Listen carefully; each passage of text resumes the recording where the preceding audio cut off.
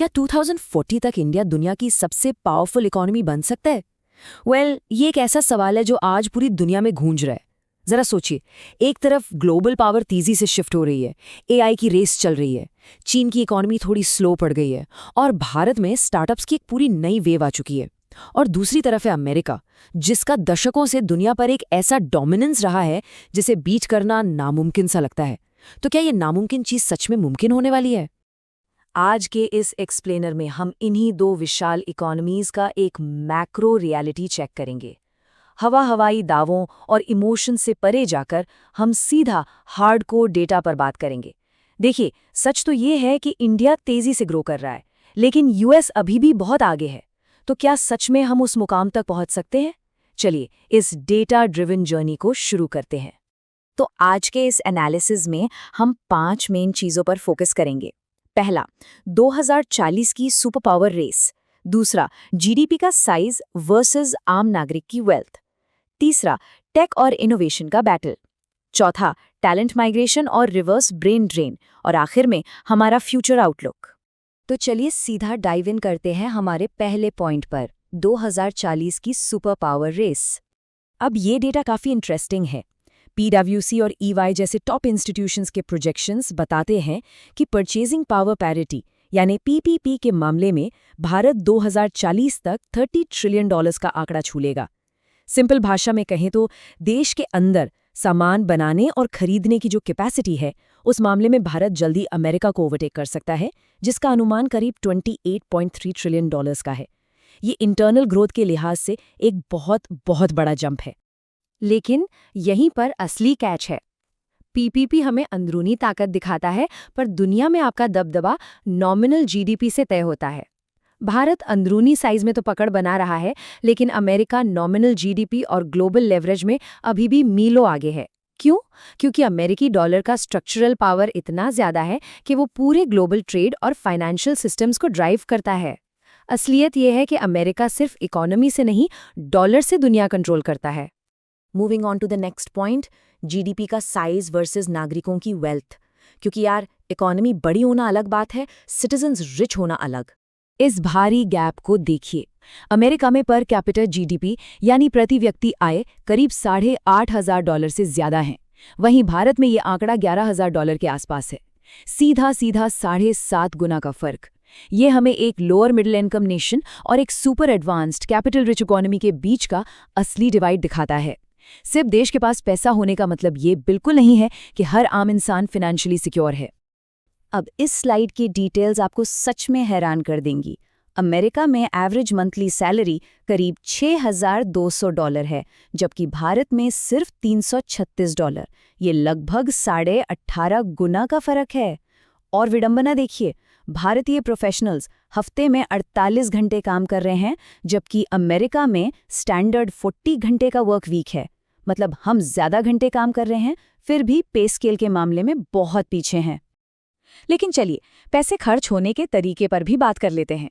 भारत में एक अच्छी लाइफस्टाइल वाला परिवार महीने का करीब $1,000 यानी 80-85 हज़ार रुपए खर्च करता है, और उनके पास खर्च कम या ज्यादा करने की फ्लेक्सिबिलिटी होती है। लेकिन अमेरिका में पैसा आता तो बहुत है, पर फिक्स्ड रेंट, महंगे इंश्योरेंस और कॉन्ट्रैक्ट्स में $500-700 तक बड़ी आसानी से उड़ जाते हैं। वहाँ एब्सोल्यूट वेल्थ ज्यादा है, पर खर्चे भी बहुत रिजिड हैं। अब आते हैं अपने तीसरे सेक्शन पर, टेक और इनोवेशन का बैटल ग्राउंड, जहां सिलिकॉन वैली का मुकाबला सीधा बैंगलोर से है। ये कोड दोनों देशों के विजन का सबसे सटीक अंतर बताता है। सिलिकॉन वैली अगले फ्रंटियर के लिए बनाती है और भारत अगले 1 अरब लोगों के लिए। अमेरिका डिसाइड कर रहा है कि भविष्य में क्या नया होगा, जैसे फ्रंटियर AI। वहीं भारत उसी टेक को करोड़ों लोगों तक अफोर्डेबल तरीके से पहुंचाने में मास्टर है।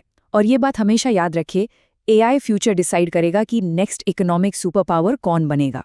हम अक्सर सुनते हैं कि सारी IT जॉब्स आउटसोर्स होके भारत आ गई हैं, राइट? लेकिन डेटा कुछ और ही कहता है। आज भी multinational companies complex problem solving और कोर इनोवेशन के लिए अमेरिकन इंजीनियर्स को हायर कर रही हैं। अमेरिका में अभी भी सॉफ्टवेयर इंजीनियरिंग रोल्स भारत से 2 गुने हैं। टाइम जोन का फायदा और बिजनेस के करीब रहना कई बार सस्ते लेबर के फायदे पर भारी पड़ जाते हैं। लेकिन मैन्युफैक्चरिंग की कहानी तेजी से बदल रही है। $23 बिलियन। ये 2025 में भारत से होने वाले एप्पल आईफोन एक्सपोर्ट का प्रोजेक्टेड फिगर है। चाइना +1 स्ट्रेटजी के तहत भारत बहुत अग्रेसिवली खुद को एक प्रीमियम ग्लोबल फैक्ट्री के रूप में पोजीशन कर रहा है। तो सवाल ये है, क्या इंडिया नेक्स्ट मैन्युफैक्चरिंग हब बन सकता है? ये नंबर्स तो साफ साफ यही इशारा कर रहे हैं। चलिए अब चौथे और एक बहुत ही क्रिटिकल पॉइंट पर चलते हैं, टैलेंट माइग्रेशन और ब्रेन गेन। एक वक्त था जब हर इंडियन टेक प्रोफेशनल का सपना अमेरिका जाना होता था, लेकिन सख्त इमिग्रेशन पॉलिसीज और H-1B वीजा फीस बढ़ने के कारण हालात बदल रहे हैं। लिंक्डइन का डेटा बताता है कि अमेरिका से भारत वापस लौटने वाले टेक वर्कर्स में 40% का भारी उछाल आया है, और इसी वजह से अब अमेरिकी कंपनियां खुद भारत आकर अपने इन हाउस AI और टेक सेंटर सेटअप कर रही हैं। और यहीं से ब्रेन ड्रेन असल में भारत के लिए ब्रेन गेन बन गया। सालों से हम सुनते आए हैं कि इंडिया टैलेंट पैदा करता है, लेकिन दुनिया उसका फायदा उठाती है। पर हुआ ये कि अमेरिका जाने की चाहत ने करोड़ों भारतीयों को इंजीनियरिंग और कोडिंग सीखने के लिए मोटिवेट किया। जो बाहर नहीं जा पाए, उन्होंने यहीं रहकर भारत के अपने एक मैसिव और स्ट्रॉन्ग टेक इकोसिस्टम की नींव रख दी। इस नंबर को देखिए, 9 मिलियन यानी 90 लाख। 2023 से 2024 के बीच इतने भारतीय वापस अपने देश लौटे हैं। इसे एक मैसिव रिवर्स ब्रेन ड्रेन कह सकते हैं। सिलिकॉन वैली का डीप एक्सपीरियंस रखने वाले प्रोफेशनल्स अब इंडिया वापस आ रहे हैं और यहाँ के डीप टेक स्टार्टअप्स और वेंचर कैपिटल नेटवर्क्स को लीड कर रहे हैं। और अब हम आते हैं अपने फाइनल सेक्शन पर, फ्यूचर आउटलुक और हमारा फाइनल वर्डिक्ट। आगे की राह क्या है? देखिए, भारत की मैक्रो ग्रोथ स्टोरी बहुत शानदार है, लेकिन हमें अपनी ज़मीनी हकीकत को भी मानना होगा। सबसे बड़ा सवाल यही है कि फास्ट ग्रोथ के बावजूद मिडिल क्लास स्ट्रगल क्यों कर रही है? क्योंकि सच तो ये है कि इंडिया में टैलेंट बहुत है, लेकिन क्वालिटी जॉब्स कम हैं। ग्रेजुएट्स में बेरोजगारी, बेहद कम बेस सैलरी और शहरों का ओवरक्राउडेड इंफ्रास्ट्रक्चर आज भी हमारी सबसे बड़ी रुकावटें हैं, जिन्हें पार करना ही होगा। वहीं दूसरी ओर अमेरिका का डोमिनेंस मल्टीलैड है।